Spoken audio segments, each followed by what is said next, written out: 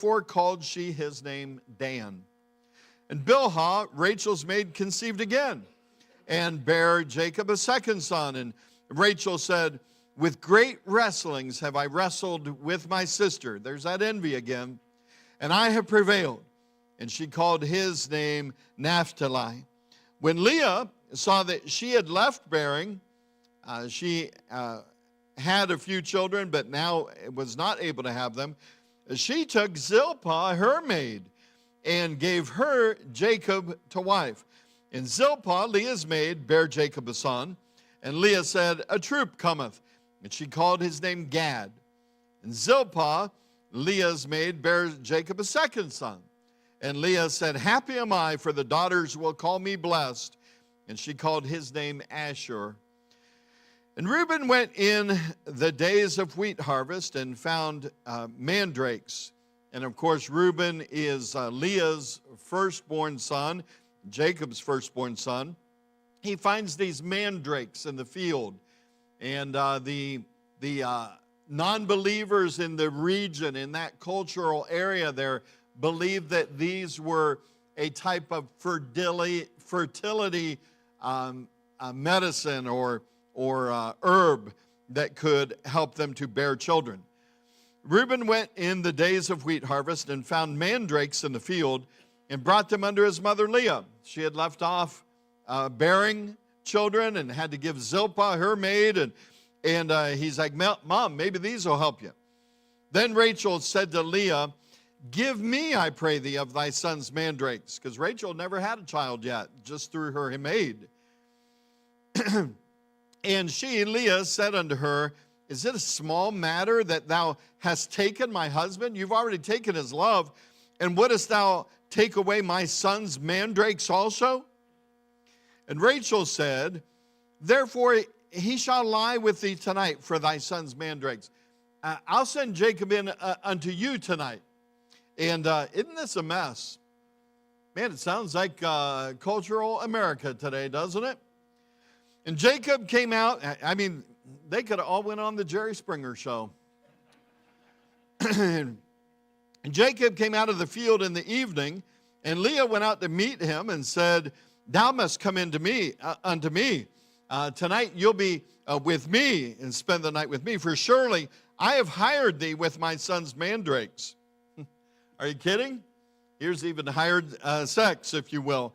And he lay with her that night, and God hearkened unto Leah, and she conceived, by the way, without the mandrakes. She gave those to Rachel, and bare Jacob the fifth son. And Leah said, God hath given me my hire, because I have given my maiden to my husband. And she called his name Issachar. And Leah conceived again, and bare Jacob the sixth son. And Leah said, God hath endued me with a good dowry. Now will my husband dwell with me, because I have borne him 6 sons. And she called his name Zebulun. And she's still trying to earn her husband. Remember last week, trying to earn her husband's love and trying to get his love because he was tricked into marrying her by her father, Laban. And if you miss those messages, you have to just catch up. Verse 21, and afterwards she bare a daughter and called her name Dinah. And God remembered Rachel, and God hearkened to her and opened her womb. Mandrakes? Nope, God did it. And she conceived and bare a son and said, God hath taken away my reproach. And she called his name Joseph and said, the Lord shall add to me another son. Now, we'll read the rest of the chapter here in a little bit, but I want to just begin with the thinking that all of us, we have different difficulties and problems, don't we? Our lives are filled with all kinds of things. Our lives are filled with daily minor annoyances. You know, like the guy who's driving slow in the fast lane, annoying, right? And the woman that cuts you off. I know you ladies appreciate that, okay? All right? And you go into the fast food, and you're in line, and it's not fast at all, okay? High-speed internet today acts like dial-up, all right? And you throw 10 socks in the washer, and how many come out of the dryer? 9. Mindy Chittister said 2. Your dryer's hungrier than most. Just daily annoyances. Children don't do what you ask them to do. Right, Mom and Dad? Emails and texts that are not responded to promptly. When I send Roger and Tony a text, if I don't hear from them in 20 minutes or so, a half hour, I send 3 question marks. That's all they get. And it's sort of like, where are you? Why are you not responding? Okay. Anyway, I am a dad to Roger. I'm sort of like an adopted dad to Tony. I'm their boss, and I'm also their pastor. And we provide their cell phones. And so I told them, I want you to keep your cell phone and respond. Okay. But pets that make a mess on the floor. Daily annoyances. I hope that's not every day, okay? The car interior light, you leave it on and the battery's dead in the morning. Stuff like that. Annoyances. Our lives also, though, may be filled with regrets. Do you have any regrets? Like early educational decisions that locked you into a career that you're like, I don't want to do this, and now I'm doing it, okay? We regret the rebellion of our youth. And maybe those things that we did then. We regret not talking with our family and our friends like we should have, and especially if and when they go. All right? We regret decisions to give to something, and then it didn't go as planned. All right? You give your time or money or whatever, and it doesn't work. Regrets.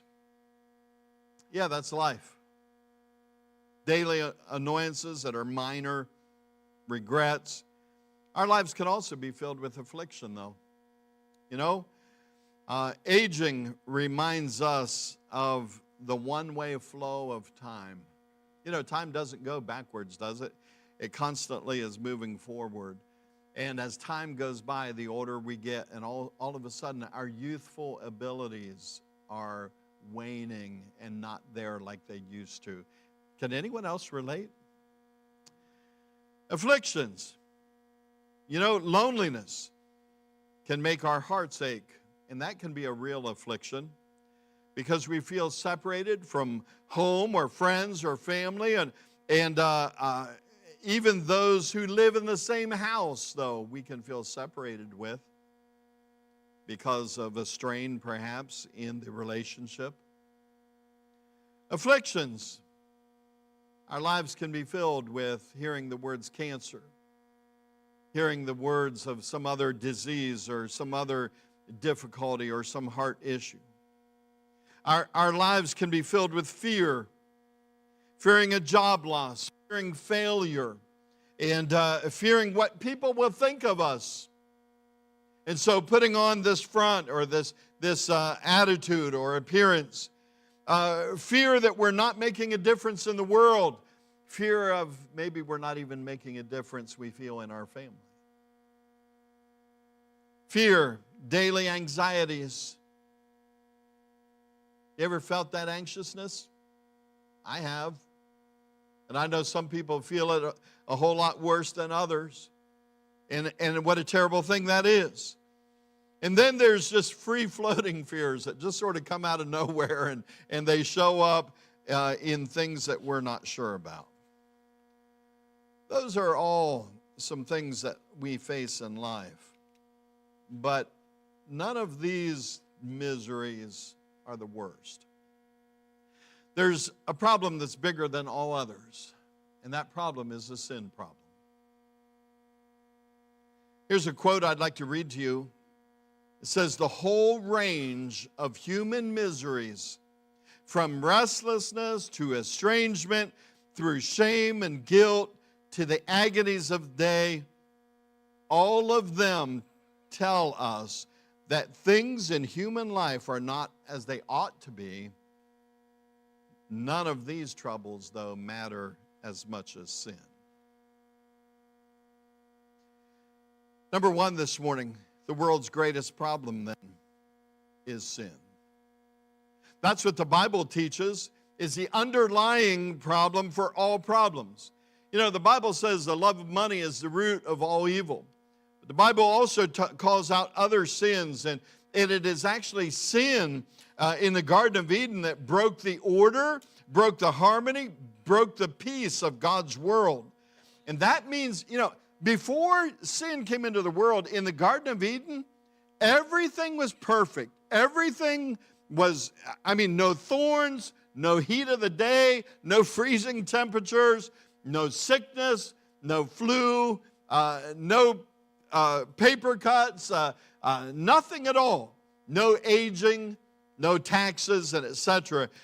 Sin broke that order, that harmony, that peace, and that means that every pain that we have now, every affliction that we have now, every misery, every fear, every regret, every annoyance that you and I face is the result of living in a sin-encompassed world.